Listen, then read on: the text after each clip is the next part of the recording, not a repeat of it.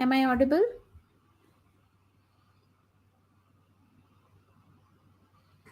Please confirm if I am audible.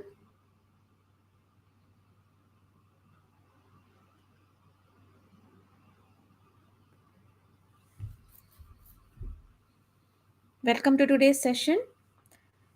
We will be discussing questions from developmental biology today. Okay, Sarita, thank you for confirming. So we'll be looking, yes, Satyam, I am very good. Thank you for asking. I hope you are doing good as well. Take care of your health now for this 1 month. You should not fall sick before the exam, otherwise your days will be lost, right? Okay, so the first question for today is regarding fertilization. Today we'll be discussing about mainly 5B, which is the early development in animals. We'll be discussing about sea urchin, sea elegans, and little bit of fertilization also. Okay. In the next class of my uh, of this Brahmastra series where I will be coming in, we will be discussing about the other organisms development, that is amphibians, birds, and Drosophila. Okay. So today's let's have a look at the mammals, fertilization, and sea urchin, and also sea elegans. What is the development? Okay. So this question is from fertilization. Which of the following statements are correct in sea urchin? Yes. So they have asked about capacitation, chemoattraction, acrosome reaction, and also the block to polyspermy. They have covered all the aspects of fertilization. Yes. Which would be the correct answer here?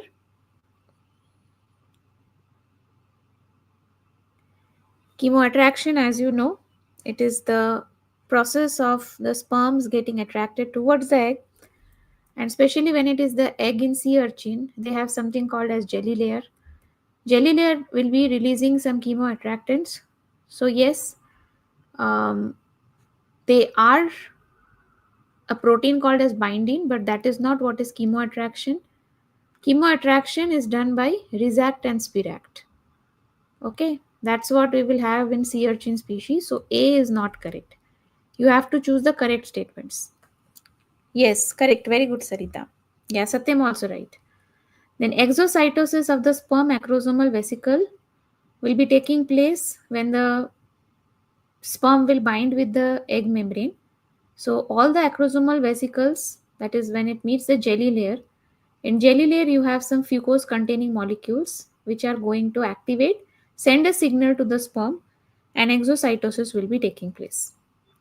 So B is correct. Capacitated sperm undergoes acrosome reaction. See, in case of mammals, we don't have the process of capacitation at all. Okay, so that's why, anyways, in any of the option C is not present. Acrosome protein mediating the critical species specific binding event is Resact. Again, this is not correct. In fact, here it should be binding. Okay, there will be on the acrosomal process, we will have this fusogenic protein which ensures that only the specific species egg will fuse with the plasma membrane of the sperm. And E is correct because slow block to polyspermy is accomplished by the cortical granule reaction. On the egg surface, what we have beyond the plasma membrane, there is one more layer which is called as the vitelline envelope. This is the perivitelline space. So under the plasma membrane, there are some cortical granules in the cortex region, which contains some kind of molecules or agents which are going to block other species, which are going to block other sperms once one sperm has already fertilized the egg. So once one sperm manages to enter into the perivitelline space by penetrating a hole in the vitelline envelope, they will fuse with the plasma membrane, release their nucleus inside. Immediately, the cortical granule contents will be released into the perivitelline space. So that is why they will raise up the vitelline envelope more so that the sperms don't get entry. They will clip off the receptors. Whatever the binding receptors are, those also will be removed.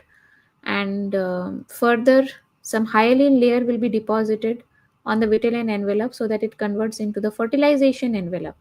Okay, vitelline envelope after fertilization, it becomes hardened. So that's why the correct answer here is B and C. Yes, very good, Sarita. I want to work in a green biotechnology company and learn about deep research plant tissue culture. Okay, please help me. I'm BSc agricultural student. Yeah. So Abhay, you can contact Biotechnica at info@biotechnica.org. Just send a mail regarding this. Actually, there are a lot of opportunities if you're in agriculture. India being primarily an agricultural country. Okay, and moreover, in YouTube of Biotechnica, there will be a lot of videos regarding these companies, okay, where you can get. Shekhar sir makes lots of videos on recent career growth, what are the options and where all you can work. So you will find lot of helpful videos in our Biotechnica channel. Do go through. And specifically, if you need any further help, then you can mail us at info@biotechnica.org. Okay. All right. The next question, CSIR NET from November 2020. Several marine organisms release their gametes into the environment. For some organisms, fertilization is external, and that's why the gametes are released in the outside environment. Whereas for mammals, it is internal, where sperm attraction and subsequent events lead to successful fertilization. Okay. With reference to sea urchin, yes, you're welcome, Abhay. With reference to sea urchin, which one of the following statements is not true? You have to select the incorrect statements. And since this is a single choice, multiple choice question, means you have to select only one answer which is appropriate. So, which out of this seems wrong to you? Tell me. Yes. Okay, Sarita has answered. Anyone else wants to answer? Yeah, very good. Satyam also has given correct answer. Anyone? See, it's very simple. If you look at the chemo attraction, so first of all, let me tell you chemo attraction. As I said, from the egg jelly, the resact or the chemo attractant is released, and the resact is caught in nanomolar range. Even if it is very less, it will be received by the sperm. Anyone knows how the sperm receives the resact? What kind of signaling process is involved? Through what kind of process the sperm will be receiving the resact? In fact, this chemoattractant signaling and could you please expand it, Sarita? What do you mean to say? Yes, that's right. It's G protein. Correct. Okay, it's GPCR. Through GPCR signaling, even the acrosomal reaction is a GPCR process. But the cortical reaction, which is a response of the egg, it is through tyrosine kinase. Okay, so you can already see the receptor activation is done. Guanylate cyclase, which triggers CGMP, fast CGMP increase, because guanylate cyclase is releasing the CGMP. CGMP will increase the calcium concentration, temporary calcium concentration, beating, asymmetrical beating will be there, and that will cause a change in swimming direction so that the sperm can move towards the egg jelly. Upon fertilization, the calcium ion concentration of the egg increases greatly, which causes the cortical granule membranes to fuse with the egg plasma membrane, releasing their contents. Here, a wave of cortical granules, here a wave of calcium is released, not cortical, calcium is released from the endoplasmic reticulum. It begins at the point of fertilization and travels completely through the egg. So that is a part of cortical reaction. Now, if you look at the signaling of egg, okay, so generally when we have the tyrosine kinase in the egg, as I told you, it's an RTK type of signaling when sperm binds to the egg, okay, egg plasma membrane. There is an enzyme on the membrane which is phospholipase C that gets activated. Phospholipase C will be acting upon the membrane phospholipid. Okay, so membrane phospholipid will be breaking these entire phospholipid into two halves. Okay, phospholipid means they will be having the glycerol backbone. With that, you will be having the fatty acids attached in the membrane. And with one of the carbon, you have a phosphate group and a polar head group, which in this case is inositol. The phospholipase C, being an esterase enzyme, it cleaves here. That will bring out the inositol along with its three phosphates at 1, 4, 5 position respectively. and the remaining of the molecule, which is the glycerol, along with the two fatty acids still embedded in the membrane, which are acyl glycerol. So two are there, that's why diacyl glycerol. This stays in the membrane. These two are the secondary messengers which will activate some other molecules in its process. The DAG activates the sodium proton exchange pump, and the IP3 activates the calcium gated ligand gated calcium channel on the endoplasmic reticulum. Inside the cytoplasm, the calcium concentration is kept low. So it is hardly zero point 0.1 nanomolar. Okay. But upon the egg fertilization, the calcium concentration can even increase up to 10 nanomolar. Calcium is considered a secondary messenger. So if its concentration increases, it can be harmful for the cell. That's why its concentration is kept low. Okay. So when the calcium is increased in the egg, it doesn't increase all at once. It will be released in waves. So in one part of the egg, the calcium increases and slowly travels like a wave. Then it activates the sodium proton exchange pump. Okay. And those are the late responses. Cortical granule exocytosis is a way of block to polyspermy, and it happens very fast. So it is slow block to it is happening after the fast block, which is electrical change. So that's why cortical granule exocytosis is called as slow block to polyspermy. And when this is activated, the protons will move out, and that's why inside the cell cytoplasm will turn alkaline because the pH increases. Okay. Also, respiration increases because of oxygen concentration decreases, oxygen gets consumed. These are the changes you should remember. So, as you can see, calcium prevents docking of cortical granule. This is not correct because calcium activates the cortical granules to get exocytosed with the membrane. It doesn't prevent the process, it rather activates the process. Okay. Addition of Resac into a drop of seawater containing sperms specifically attracts sperms of Arbacea punctulata. It's a species of sea urchin. So yes, Resac is chemoattractant. IP3, as I mentioned, it is formed initially at site of sperm entry, and slowly it will release the sequestered calcium. Sequestered means which are already enclosed in an area, that is in the endoplasmic reticulum. Slowly it is released. Inhibitors that specifically block PLC gamma. So PLC gamma was initiating the entire process of making IP3 and DAG. If this process is blocked, okay, then there is no IP3 and no DAG. If no IP3 means no calcium, that means no cortical reaction. But if you micro inject IP3 separately into such eggs which don't have PLC, then even without PLC, the eggs can make IP3. So the lack of PLC can be overcome. Circumvented means overcome by micro injecting IP3 into the egg. This is also correct. Only this is wrong. All right. The next question. This is also regarding fertilization only in sea urchin.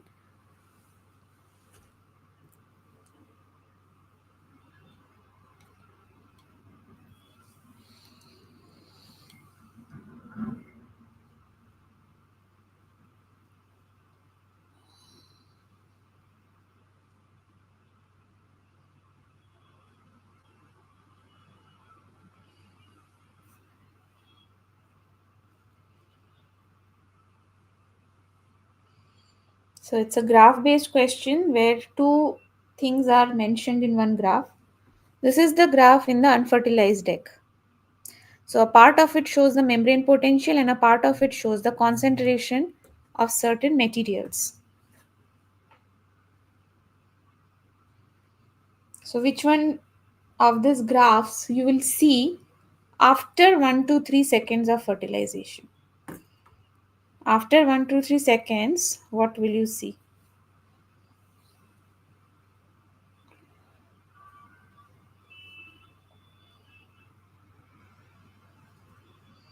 Yes, no answer for this. This is easy. EBR1 is the receptor for the binding protein.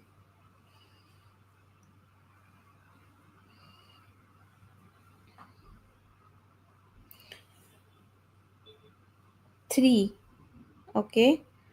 What about others? It is particle granular endoplasmic cytoplasm. Ha, that's right, Abhay. Cortical granules are present, correct. Yes, oendril, that's the right answer. So yes, most of you got it correct. See, we have the fast block to polyspermy. Some species don't have the fast block. Okay, these are the one of early responses after fertilization. This is only seen in lower animals whose fertilization is external. Internal ones don't require the fast block. Yes, Abhay also very good. Correct answer, option 3. Fast block is where there is a change in the membrane potential. Okay. So what happens, we know across the membrane, inside of the egg membrane, we have a potential difference of minus 70 millivolt, isn't it? But what happens when fertilization happens? The sodium channels, they will open up in the membrane, and sodium, which is plus charged ions, they will flow inside the eggs. So inside, whatever is negative charge, that will be converted into positive charge. That's why the membrane undergoes depolarization. D means removal. Polarization, whatever the potential difference. So this is a change in the electrical potential. Depolarization occurs. So you should see here, this is the unfertilized egg. But after the fertilization, from minus 70, it should increase to 0, which is seen in case of 1, 2, and 3. But in 4, it is showing that the membrane potential is decreasing more. So this cannot be the option. Okay. And here there are steps, like initially it is decreasing little bit, then it is increasing, and then again it is increasing. So 1 is also not correct. So either 2 or 3 will be the option. Now next part is the concentration of different material. EBR1 is the receptor of binding on the egg. Binding is present on the sperm, on the acrosomal process, whereas the receptor EBR1, it's a glycoprotein present on the egg vitelline envelope. So obviously this concentration will be high till at least not within the 1 to 3 second, means almost immediately after fertilization the receptor will still be there, it will not decrease. Okay. And out of sodium and potassium, just now we saw the sodium ions enter the egg, so we can expect its concentration to be high, which is seen in the third case. Okay, so that's why this is the answer. In the second one it is showing potassium is increasing, but that is not the case. Okay. So, as I said, cell membranes, they provide a selective ionic barrier, and this ionic balance is maintained by membrane pumps. Ionic imbalance creates electric potential across the membrane. So, minus 70 millivolt sperm binding causes the sodium influx, and after 1 to 3 seconds after sperm binding, membrane potential will shift to plus 20 millivolt.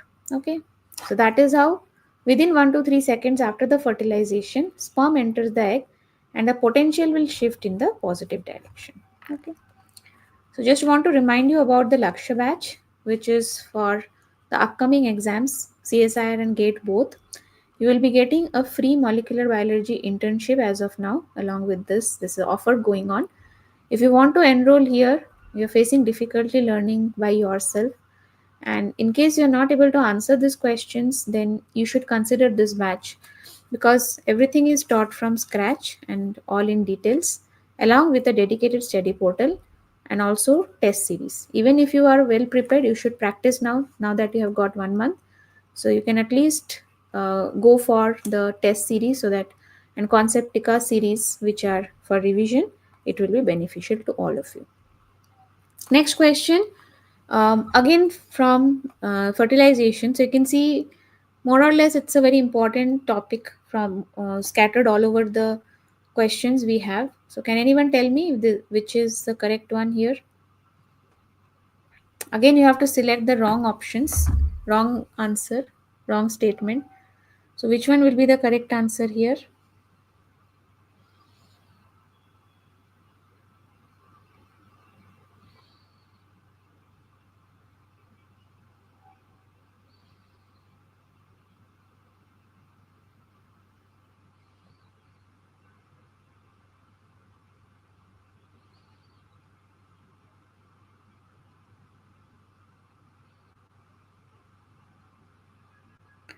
Okay. What about others? Any more answers? Sarita says option 1.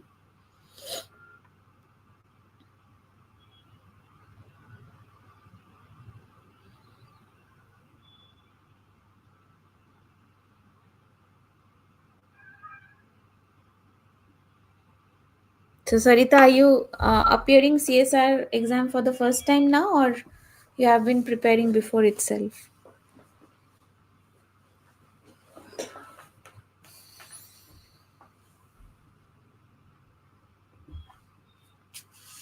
Okay. SVBC knowledge speaks says option 2. Okay. All right. So, see this question. Okay, first time you prepared all by yourself, is it? You have completed MSc Biotech. Is that so?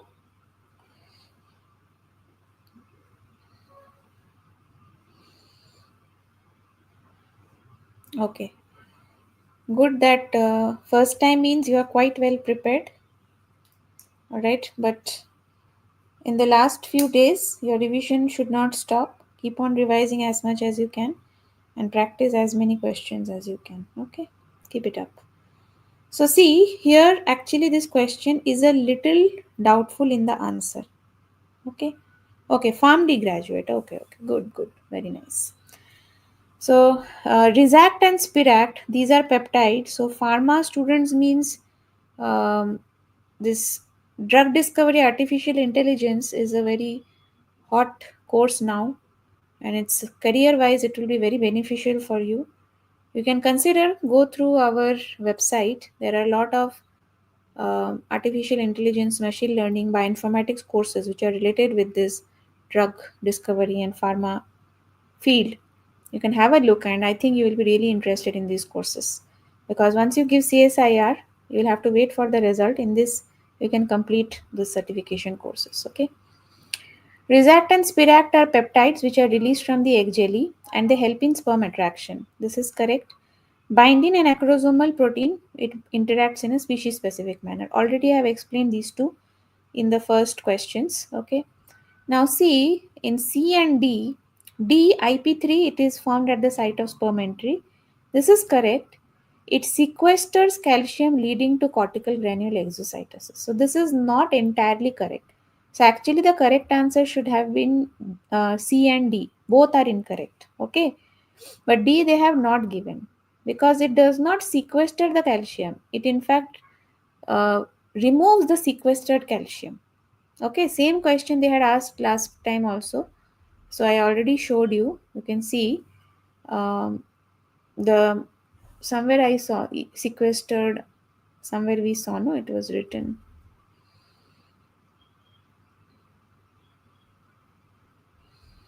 Okay. Anyways, not able to see it now.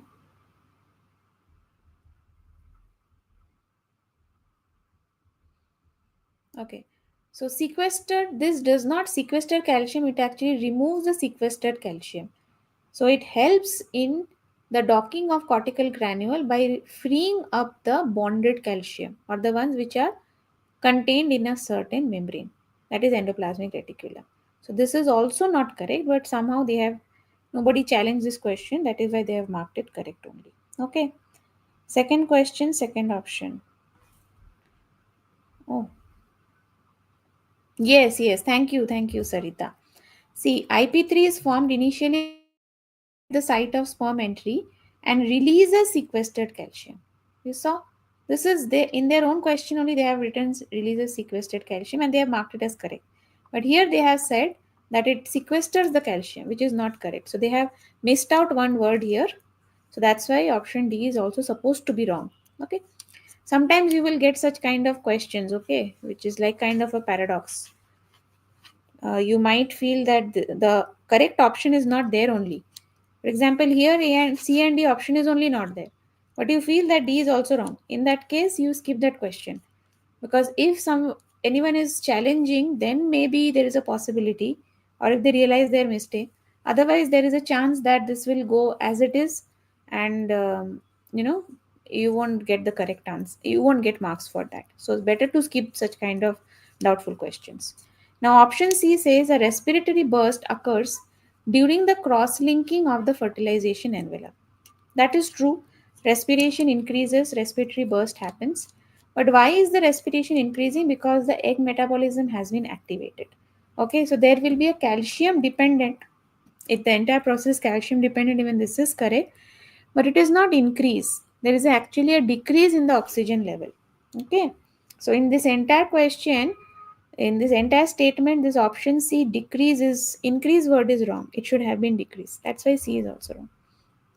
Okay, so here are the events that take place in fertilization. Sperm binding, if it is triggering the sodium influx in lower animals, will get a membrane potential change which leads to fast block. But if there is a kinase stimulation, phospholipase activated, IP3 DAG produced. IP3 releases calcium, results in cortical granule, which will be a slow block to polyspermy and also results in the formation of hyaline layer, leading to fertilization envelope. Calcium also activates NAD plus kinase so that membrane biosynthesis can begin, and also degrades the cyclin activation of MAP kinase so that the mitotic cell cycle can start. Meanwhile, DAG activates protein kinase C, which in turn activates the sodium proton pump. It will lead to increase in intracellular pH, which is responsible for the activation of metabolism, stimulation of protein synthesis, DNA replication, and other cytoplasmic movements. Okay. The late responses, as I said, be careful what they're asking. Acid efflux means the protons are moving out. Okay. Or you can also say alkaline media, increase in pH. Sperm, uh, oxygen consumption increases, but oxygen concentration decreases. Obviously, consumption will increase means oxygen concentration decreases. And the other things happen at what time stamp. They may give you a sequence, arranging the sequence, but more or less the first cleavage in sea urchin happens within 1.5 hours of the fertilization process. Okay, let's move on to C. elegans now. C. elegans nematode. This is regarding the early development when the cleavage division happens. So, in that C. elegans, it has quite similarity with mammals. It shows both autonomous and conditional modes of specification. Some eggs will be going by autonomous, some will be by conditional. Conditional specification at the 4 cell stage. It can be seen in the development of the endoderm cell lineage and also in the establishment of the dorsoventral axis. Okay, so axis of the body of the organism should be created. So following are few statements regarding this axis specification. Which of the statements are true?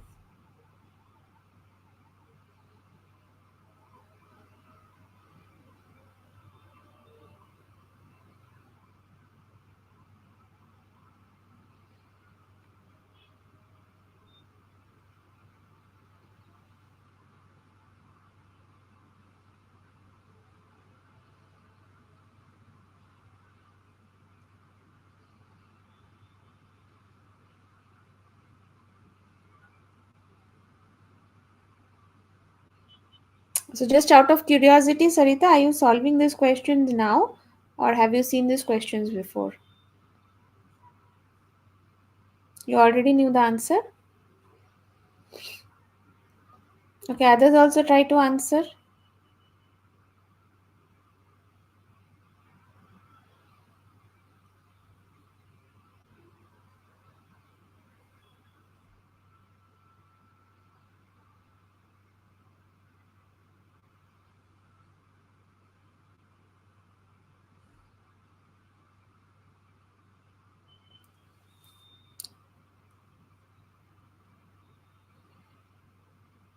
Yes, you are right. Sarita, you are right. Correct. So solving them now itself, is it? Okay, you choose elimination method. That's really good. It's very impressive, Sarita. Keep it up. Yes, your answer is again right. C. elegans, we have in the embryo. First of all, the embryo has cells like this. Okay, a 4 cell embryo, it is like this. So you will be having this AB cell. Initially, when the egg is there, it divides into 2 cells. So that is AB cell and P1 cell. Further, the AB cell will divide into ABA and ABP, and P1 cell will divide into EMS and P2. Okay. Then this P2 cell, it will give signal to this ABA and also to this cell, which is the EMS cell. So that part of this EMS cell closer to the P2, it will form the E cell, and the other by default it will form MS cell, and the Among the AB daughter cells, whichever cell is closer to P2, it will form the AB posterior cell. P stands for posterior. And the other one, which is in front towards the anterior, it will form the ABA cell. Okay. So there are some signaling processes which go on. P2 has autonomous specification, but P2 gives signal. The signal for forming endoderm, signal name is MOM2, which is a WNT type of signaling. Signal name is WNT, and MOM5 is the frizzled receptor. Okay, it is similar to frizzled. Okay, and because of that, in the cell, in the two daughter cells of EMS, the two daughter cells, whichever receives that MOM5, means whichever receptor, whichever cell has that MOM5 bonded to MOM2, whichever receives the signal, in that cell POP1 is down regulated. Because of the signaling, POP1 is down regulated. Okay, so if POP1 is down regulated, then MS fate cannot be taken. That is why it goes for endoderm fate. Okay, now think about it, what it is said. In those embryos, if the P2 cell is removed at the early 4-cell stage, the EMS cell will divide into two MS cells and no endoderm will be made. So we are supposed to mark the statements which are true.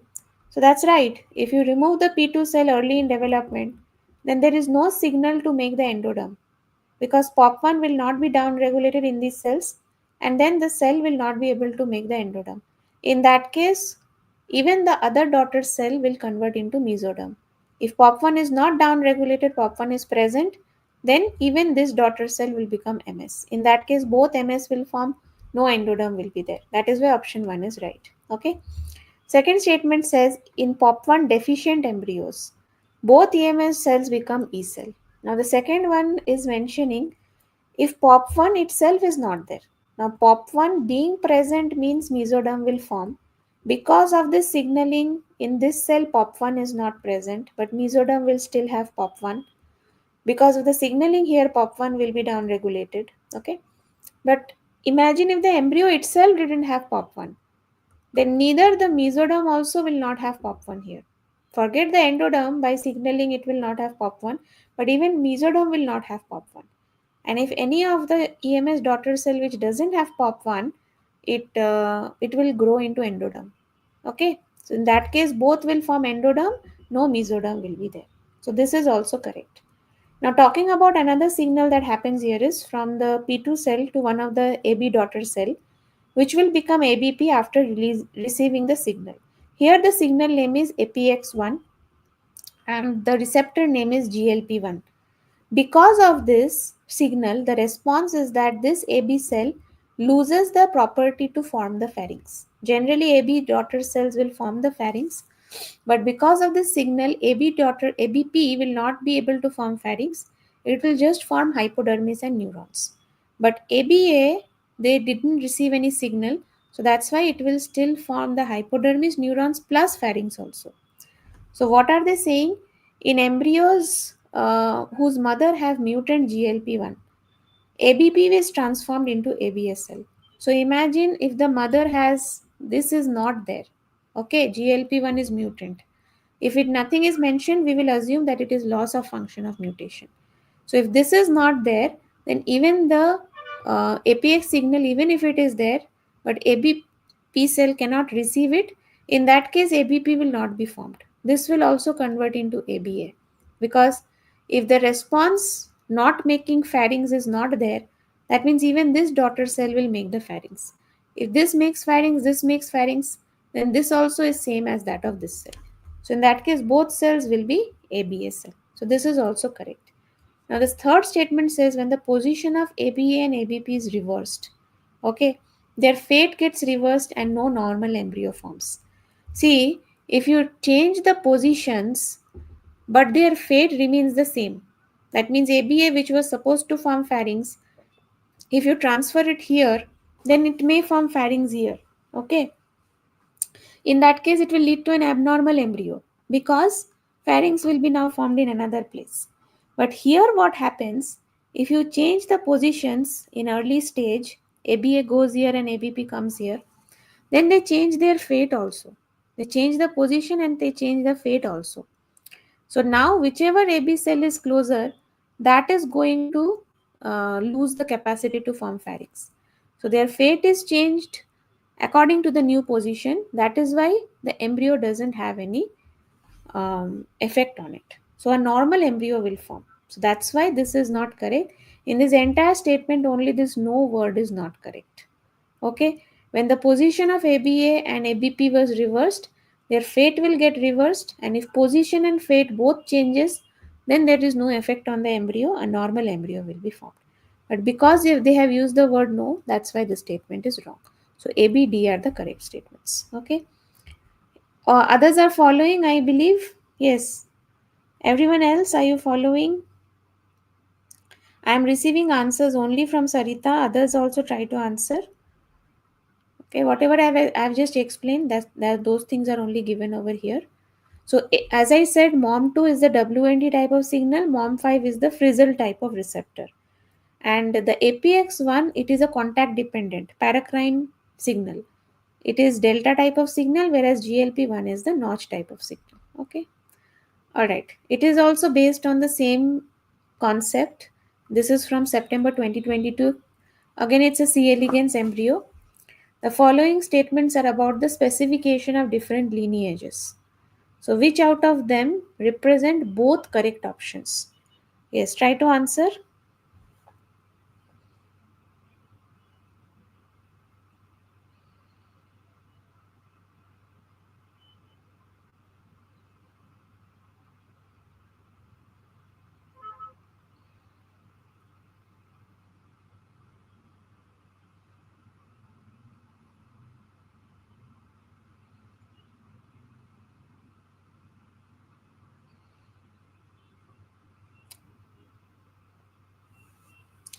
Okay.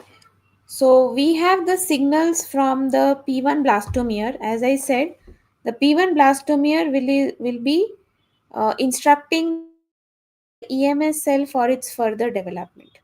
See, it's not the P1 blastomere, actually P2 blastomere will instruct the EMS cell, isn't it? P1 blastomere doesn't send the signal. In the absence of the instructive signal, EMS cell will divide into two MS cells. This is correct statement. Because instructive signal means if WNT signal, that is MOM2, if it is not released from the P2, then EMS cell will not get the signal to make endoderm. In that case, both the daughter cells of EMS will become MS cell. Okay, this is true. In the absence of POP1 signal, POP1 signal is supposed to, if POP1 is not there, then the cell will go for endoderm specification. But in the absence of POP1, the prospective MS cell can take up the E fate. So that is correct, because if POP1 is overall not present, then even in the mesoderm cell, mesoderm specification cannot take place if POP1 is not there. For mesoderm specification, POP1 is required. So that is why this is the correct statement. Yes, that's right, Sarita. Option 2 is the right answer. The MOM2 protein from the blastomere neighboring the EMS cell instructs the dividing EMS blastomere to take up the MS fate. That is not true. So the MOM2 is the signal name, and from the blastomere neighboring EMS cell is the P2. So MOM2 instructs the dividing EMS blastomere to take up the endoderm fate, as we know, not the MS fate. In fact, the cell which does not get the signal from P2, which is not in contact with P2, that cell will take up the endoderm fate, but the other will take up the MS fate. Okay, so this is what is option 2 is the right answer.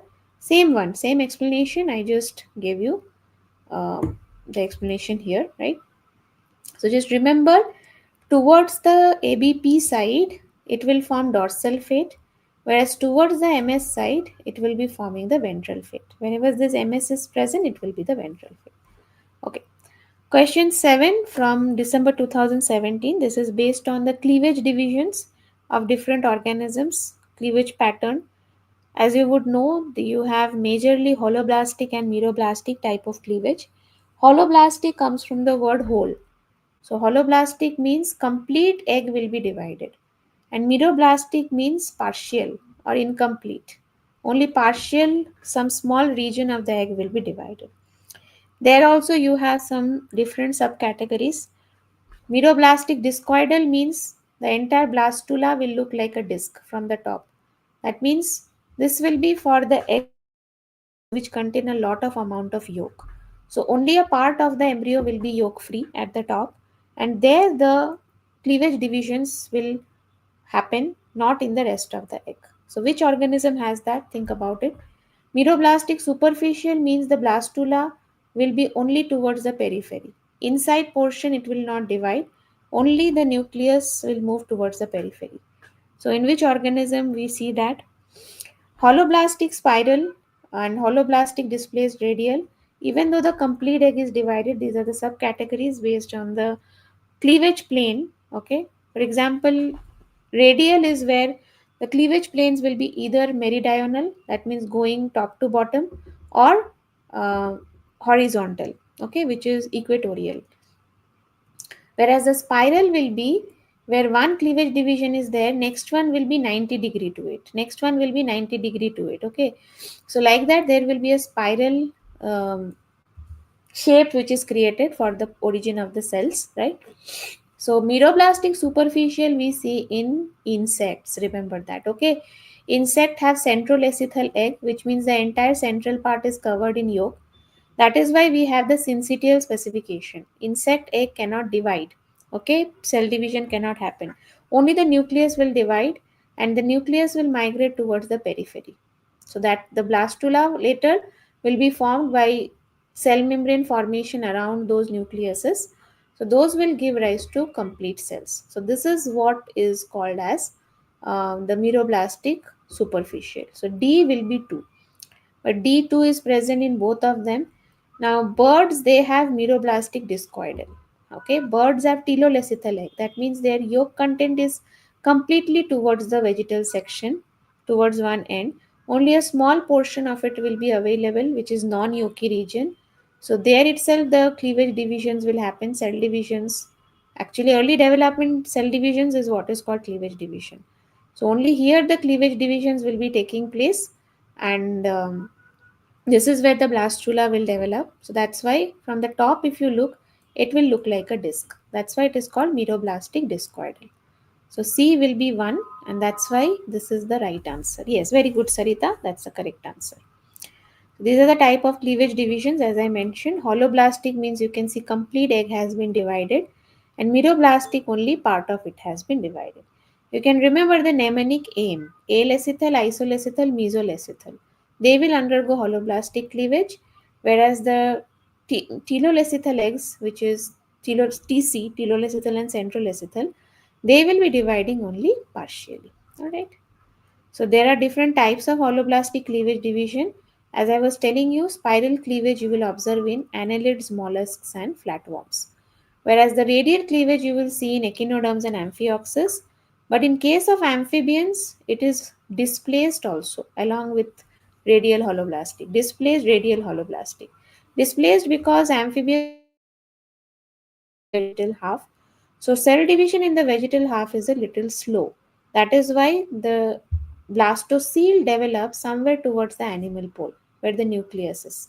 So that's why the cleavage division, the blastula, is kind of like this. So it is not exactly in the central part, it is slightly displaced towards the animal pole. That's what is meant by this displaced holoblastic cleavage division. Okay.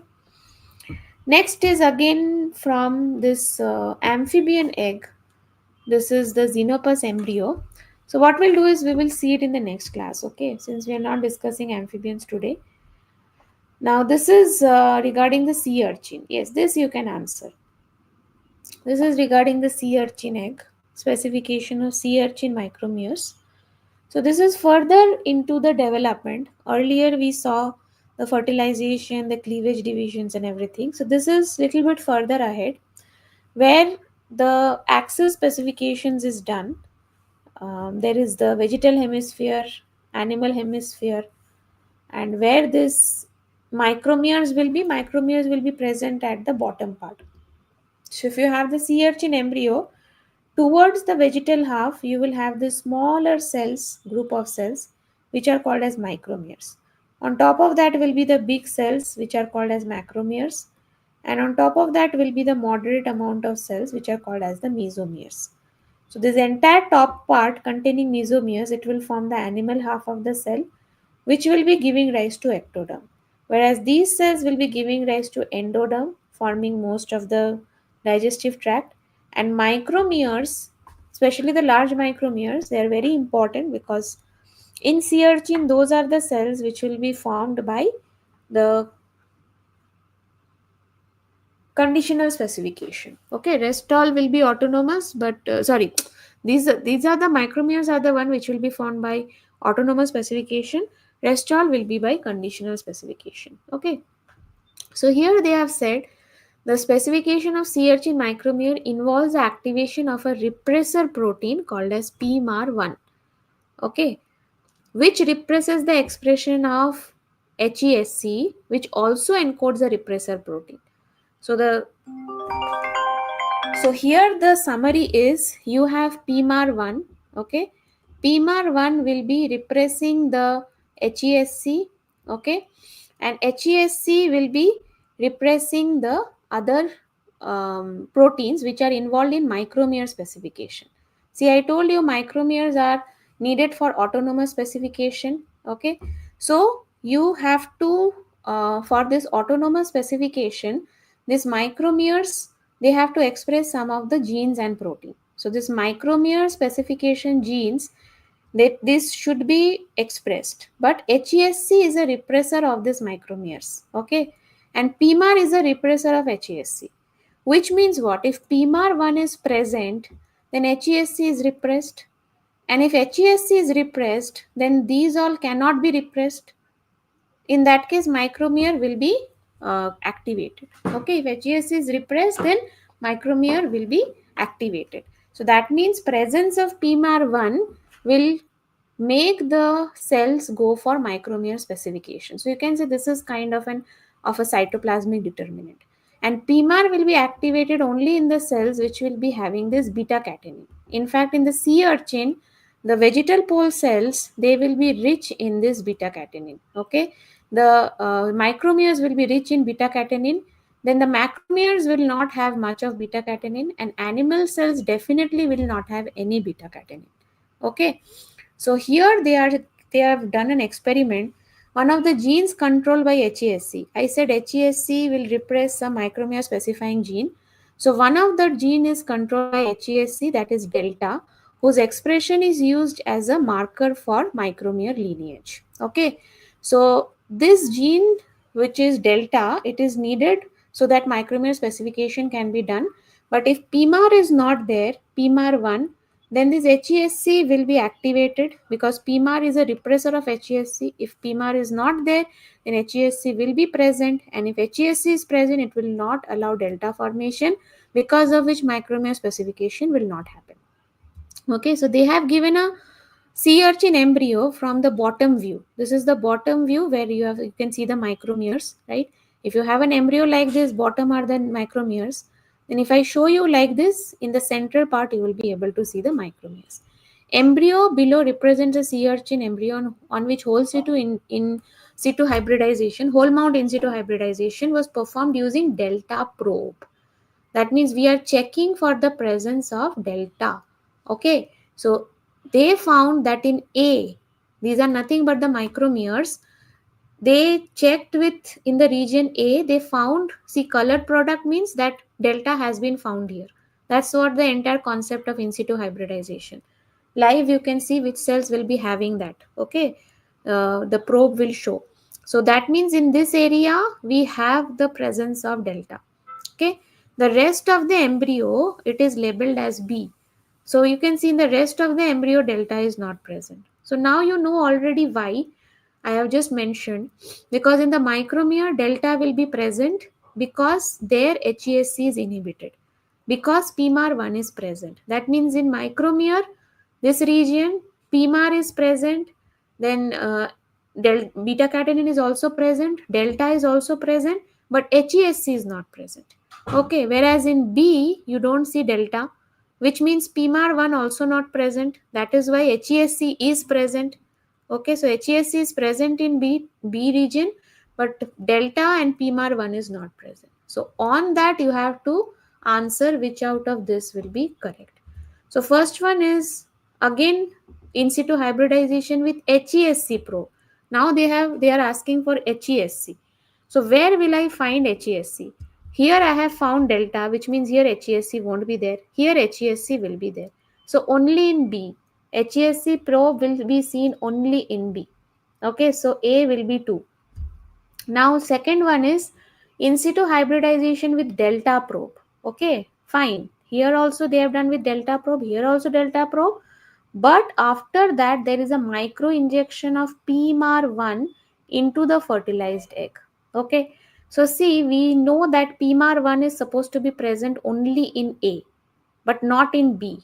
But now what will happen? You have micro injected into fertilized egg means entire egg will have PMAR1.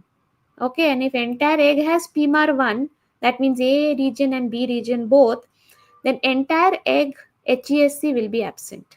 An entire egg HESC is absent means entire egg the delta will be present.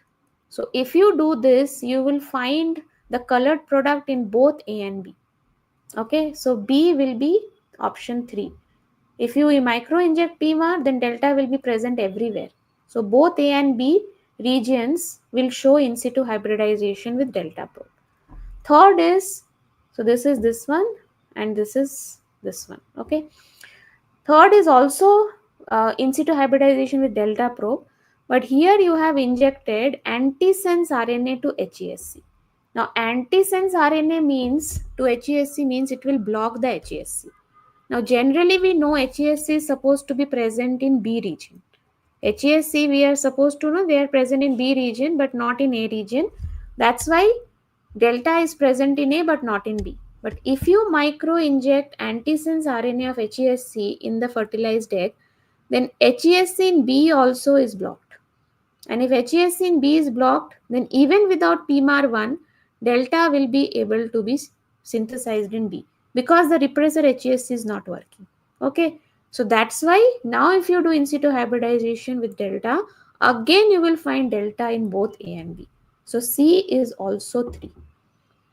Okay, so that's why option 1 is the right answer. Is it clear, everyone? A2, B3 and C3. Clear, Sarita? So I've given the explanation. You can see it later once again. On basis of that only, we have some more questions. You can follow it. We will generally discuss this type of questions in the regular classes. So Lakshya batch is the regular class batch for CSIR NET and GATE preparation. If you are interested in doing proper preparation, then you can consider joining this batch. Then another question on Drosophila. This is a simple one, that's why we are discussing. The maternal effect genes are extremely important in establishing the anterior posterior polarity of the Drosophila embryo. Okay.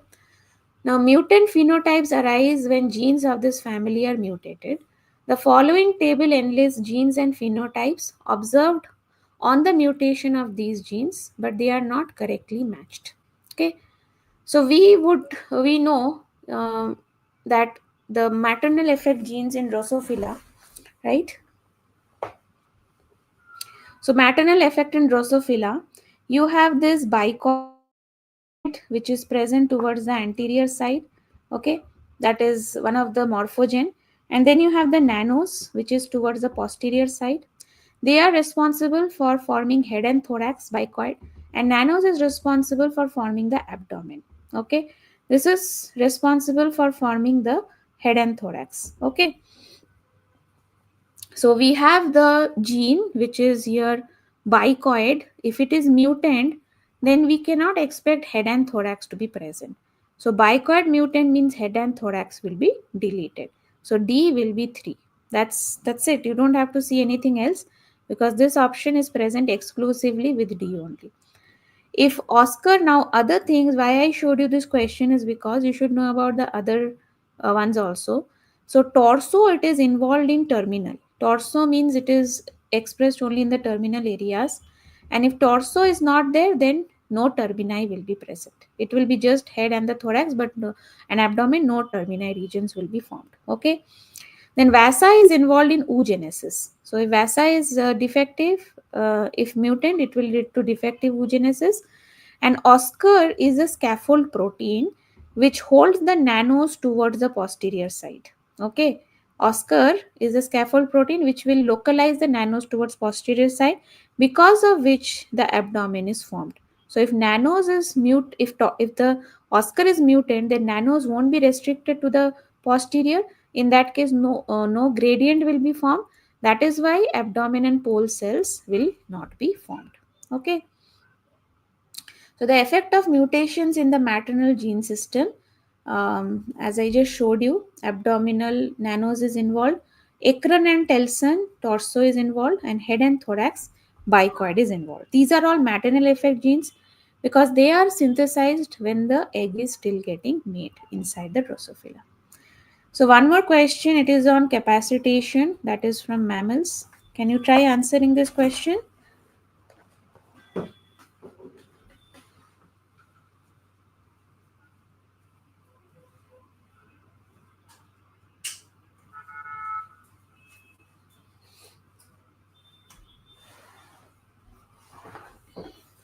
Capacitation is a process that we see only in case of mammals. So it is the destabilization of the outer plasma membrane, okay, so that underneath whatever acrosome membrane is there, it can undergo exocytosis when it meets the egg. The following statements were made regarding events during capacitation. Capacitation will happen only when the sperm is inside the female reproductive tract, because then only the female reproductive tract has albumin molecules which can destabilize the outer plasma membrane. So how it is done is, we know cholesterol helps in the packaging of the plasma membrane in animal cells. So removal of cholesterol from the sperm head is correct. Okay. And also we have the removal of non-covalently bound glycoproteins, even increased expression of fibronectin. Okay. It's just that the decreased permeability, no, it is increased permeability, because of which the um, okay, so that is why we have done this calcium ions. If we have it increased, then only the signaling will be triggered inside the sperm for the acrosomal reaction. Okay, so as you can see, because of this we have the increased membrane fluidity. Okay, removal of the decapacitated factors will be there per call, and the removal of cholesterol by albumin in concert with calcium and bicarbonate is also there, right? Then tyrosine kinase activation, increase of glycolysis, hyperactivated motility. These are all the result of capacitation. Remember, bicarbonate ion increases, because of which adenylate cyclase will be activated, and calcium will also increase, because of which the enzymes will be activated. Overall, these all are responsible for increased intrasperm pH, right? Okay. And the last one, it is regarding the compaction which happens in case of mammals. It's regarding the catenin complex, which is extremely important during compaction from a morula to a blastula. And the transition of early embryonic cells into blastula, it will differ, okay, based on whether calcium ions are present or not. An investigator blocked the expression of beta catenin using in vivo morpholinos to detect its effect simultaneously on compaction.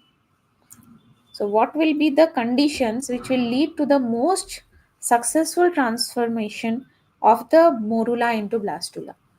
So, you might know that compaction is where the cells will come closer to each other during the blastula formation. Okay, the cells won't fuse together, it's just that the connections between them is going to increase. Okay, so that whenever the outer layer fertilization envelope is removed, the cells should not separate from each other. Yeah. Yes, so the correct answer here, you can just see the diagram, how the cells are connection with each other. The cadherin and catenin, these are cell adhesion molecules. They will bind with each other. They are calcium dependent ions. Cadherins require calcium ions to function, and beta catenin does not get activated automatically without the cadherin catenin complex being properly formed. Okay.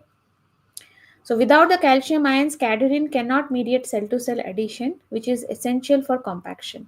So that's why, since the option 1 is saying The blastula will continue to develop even when calcium ions are absent, since beta catenin will get automatically activated by cadherin. So this is not correct, right? So which of the following conditions will lead to formation? Calcium ionophores can artificially increase intracellular calcium level, which might help cadherin function in the absence of external calcium. But if beta catenin is blocked, the cadherin catenin complex cannot function properly, so development would still be impaired. Okay, so option 2 does not support the most successful transition. But third one is correct, that is presence of calcium ions will enhance development when vivo morpholinos to cadherins have been introduced to the early embryo. So that is why it will help. If cadherins are blocked, adding calcium ions will not restore their function because cadherin themselves are necessary for cell addition. Thus, option 3 would not lead to successful development. So, option 4 is correct. Calcium ions are essential for cadherin function, which is necessary for beta catenin to link catenins to the actin cytoskeleton, facilitating compaction. This is the condition that most accurately describes the requirements for successful transition from moldura to blastula. Option 4 is the right answer. Yeah, that is right, Sarita. So development actually, compaction is completely a development term, but little bit they have introduced the cadherin concept as well. So yes, little bit is there. It's a mixed question, you can say. Okay. So that's all from my end. Next class we will be discussing about amphibians, birds, and some more details about Drosophila development. Thank you everyone for joining. Keep practicing questions.